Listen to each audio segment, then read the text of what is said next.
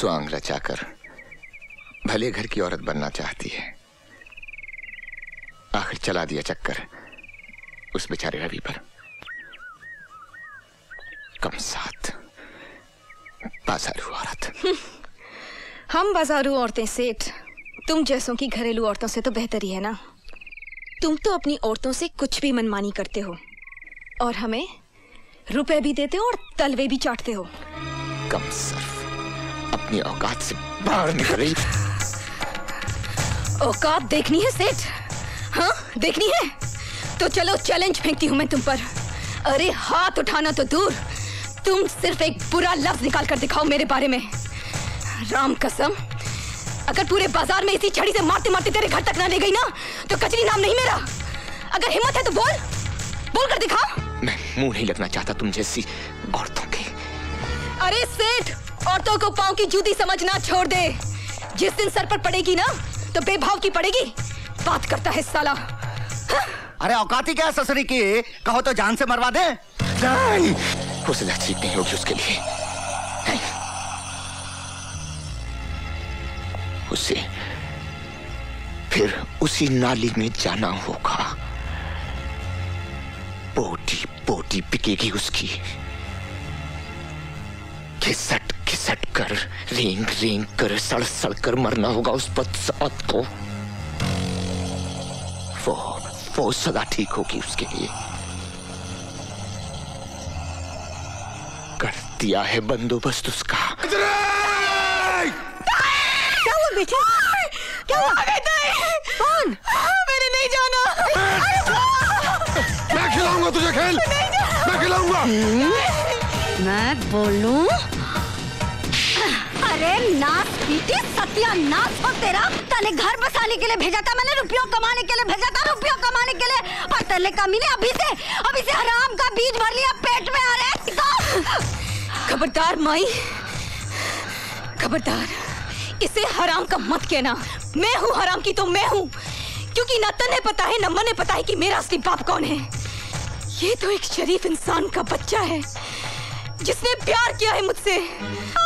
हाय हाय हाय हाय, मैं तो बोलूं प्यार करे है तन्ने, घरवाली समझे है तन्ने। अरे हराम की, जाके बोल असलियत बता के तू धंधे वाली है, नाचने वाली है, तब देखूं कितना प्यार करे है वो तुझे। हराम की जाई, मैं तो बोलूं संता मिटा दे हराम के इस बीज को। तेरी तो कमीने। खबरदार संता, हाथ भी लगाया तो काट के फेंक दूंगी। तुझ जैसी 25 को सीधी कर चुका हूं मैं अब तक। टांगे तोड़कर डेरे में भी डाल दूंगा ना तो भी घाटे में नहीं रहूंगा। अरे ना रहे नाचने लायक, 20-25 दिन भूखी रहेगी तो खुद ही दिमाग ठिकाने आ जाएगा। ए बस रख कस के पकड़ के तो रख। पहले इस बला को निपटा दो जिसकी वजह से इतना कूद रही है। कन्ने काट जा वरना यहीं के यहीं खेल जाऊंगा। क्या लगती है तेरी? मेरे होने वाले बच्चे की माँ।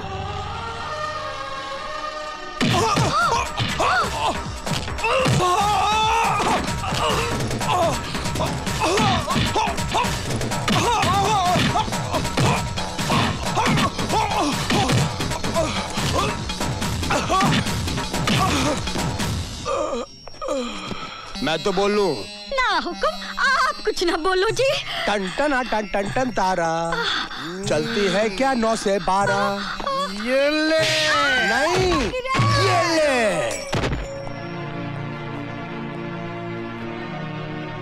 जाओ संभालो अपना ये घर, अपनी ये दुनिया। मम्मी, मम्मी, हमने कभी मत छोड़ के जाना मम्मी, मैं नहीं रह सकती। नहीं बेटे, नहीं जाऊंगी, नहीं जाऊंगी, नहीं जाऊंगी, नहीं जाऊंगी। बस रवि, बस। मैंने उसे आगाह किया था, मैंने सिंघाल को आगाह किया था। मैं म्युनिसिपल कमिश्नर मिस्टर सत्यप्रकाश का केस फिर से खोलने जा रहा हूँ कि मिस्टर सत्यप्रकाश ने जेल में आत्महत्या नहीं की थी, उनकी हत्या करवाई गई थी। और मैं इन सफेद पोशों के काले कारनामों को सारा कच्चा चिट्ठा कल अदालत में खोलकर रख दूंगा। पूरे सबूतों के साथ। नहीं, ये नहीं हो सकता। रवि के पास हमारे खिलाफ जो भी सबूत हैं वो खत्म होने चाहिए। सिंघाल साहब, हमने तो रवि का पूरा ऑफिस छान मारा, लेकिन हमारे फाइल है, हमारे कागजात, ऑफिस सब गायब है। कहीं हमारा नक्शा न पलट जाए।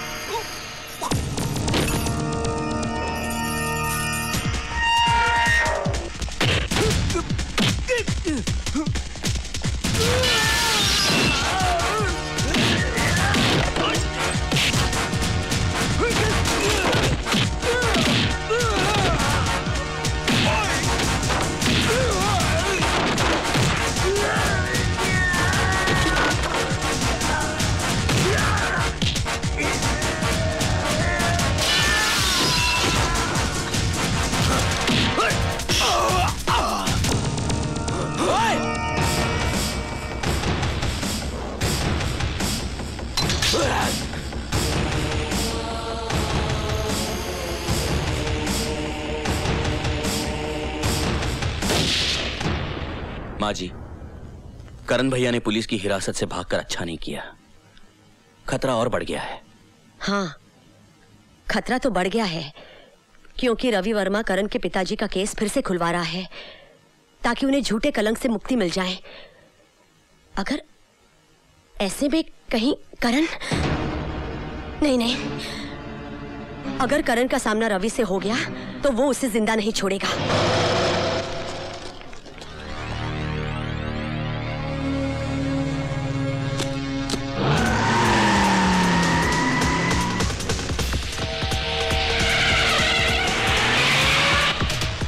चल जल्दी रवि।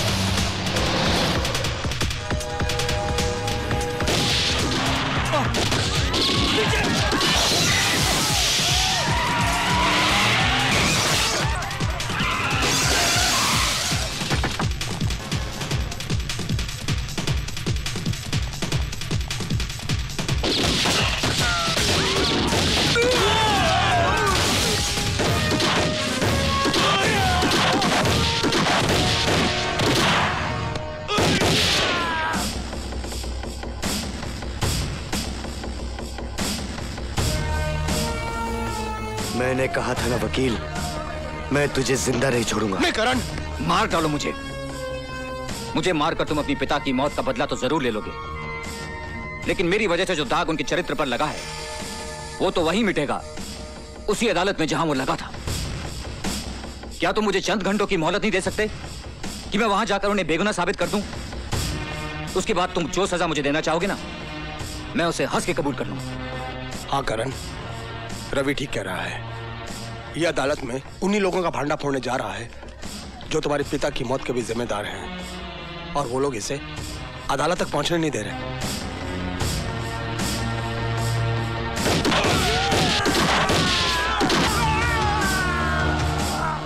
चल अदालत। दुनिया की कोई भी ताकत तुझे अदालत पहुंचने से नहीं रोक सकती।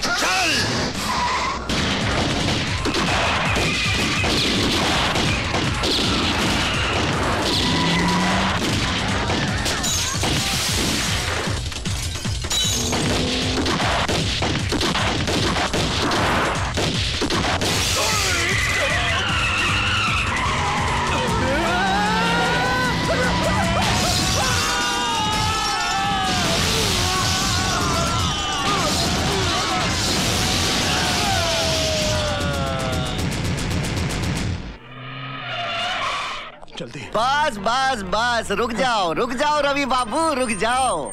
यहाँ तक आ गए, बहुत आ गए। अब इस रेखा को मत लांघना। एक रेखा ही तो लांगी थी सीता मैया ने। आधी रामायण दुखों में गुजर गई।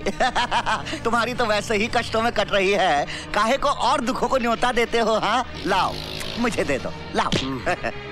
बात रामायण की करते हो और इतना भी नहीं जानते कि जब रावण को जलाया जाता है तो उसके साथ साथ कुंभकर्ण और मेघनाथ भी चलकर खाक हो जाते हैं। पता था मुझे, पहले से ही पता था कि अच्छी तरह से समझाने पर भी नहीं ना समझेंगे आप, इसलिए दूसरा बंदोबस्त भी किया हुआ है।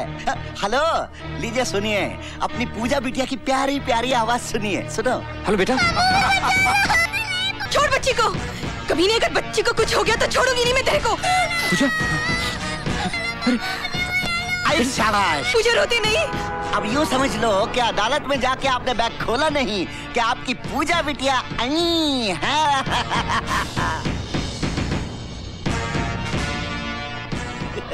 हरामजादे, तू क्या समझता है कि तू मौत का नंगा नाच नाचेगा तो मैं डर के अपने इरादे बदल लूंगा?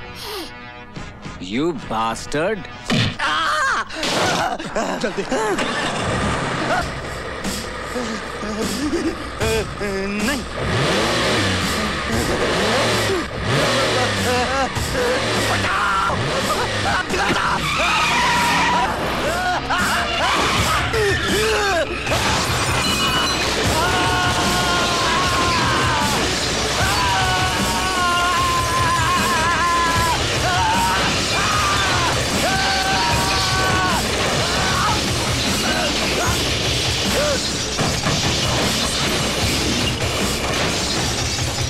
मुझे कुछ समझ में नहीं आ रहा मिलॉर्ड, क्या आज कमिश्नर सत्यप्रकाश को चरित्रवान साबित करके मिस्टर रवि वर्मा क्या हासिल करना चाहते हैं, जबकि एक दिन खुद इसी अदालत में खड़े होकर इन्होंने कमिश्नर सत्यप्रकाश को रिश्वतखोर साबित किया था और हमने इनकी जोरदार दलीलों पर तालियां बजाई थी।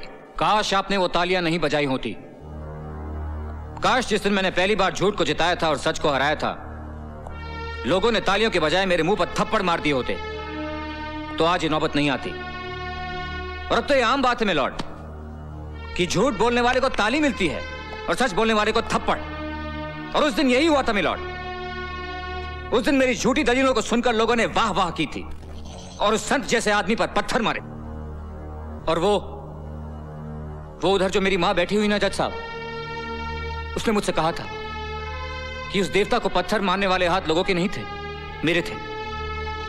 और उसने बिल्कुल ठीक कहा था जज साहब, ठीक उसी तरह जैसे सत्यप्रकाश जी का कत्ल फांसी के फंदे से नहीं हुआ था।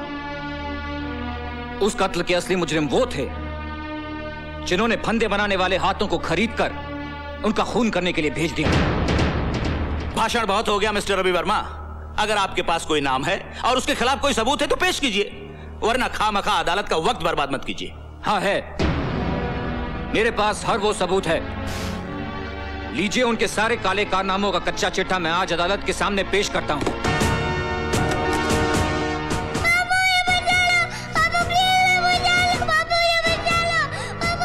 रवि, क्या बात है?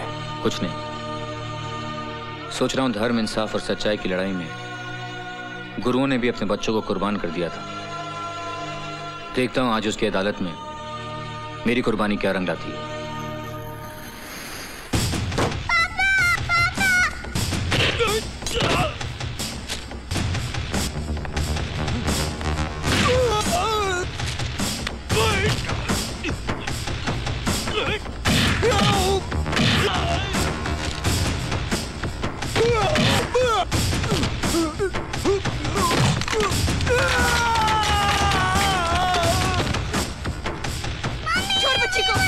बहुत बुरा होगा तेरा।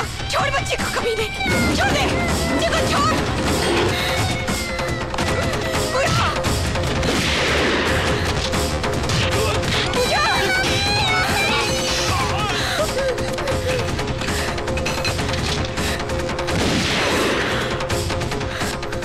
बच्ची को अदालत ले जाओ। यह अदालत शर्मसार है क्योंकि इस अदालत ने कमिश्नर सत्य प्रकाश जैसे नेक, सच्चे, ईमानदार इंसान के चरित्र पर दाग लगाया।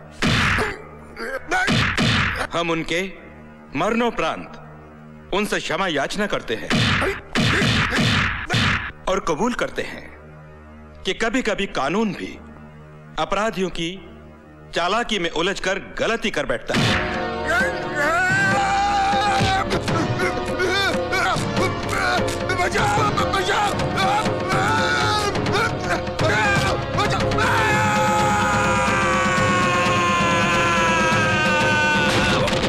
अदालत यह हुक्म जारी करती है कि कमिश्नर सत्य प्रकाश के खून के इल्जाम में तेजेश्वर सिंघाल को फौरन हिरासत में लिया जाए और इन पर बाकी मामलों के मुकदमे चलाए जाएं।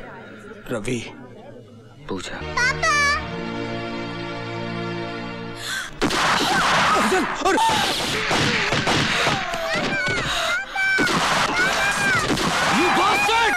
इंस्पेक्टर,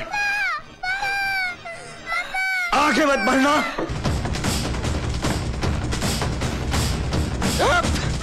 आगे सट जाओ, जाओ, हट जाओ,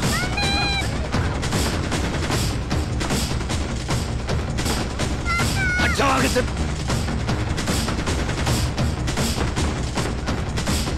हट जाओ।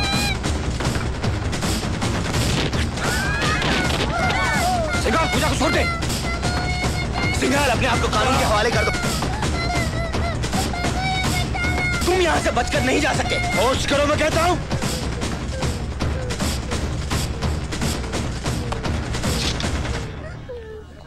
हट जा, हट जा, हट जा, लड़की को गोली मार दूंगा। हट जा।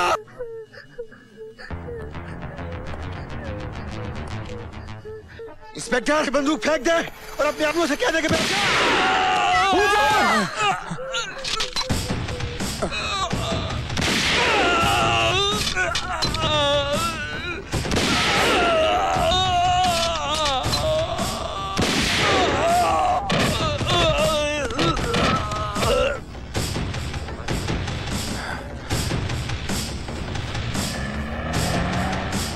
ये लीजिए।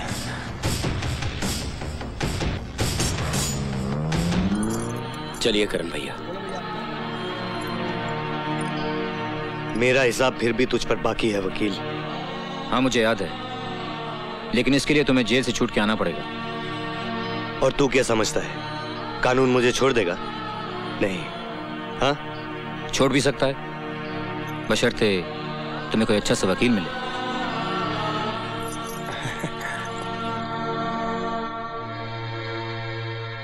तू लड़ेगा मेरा केस?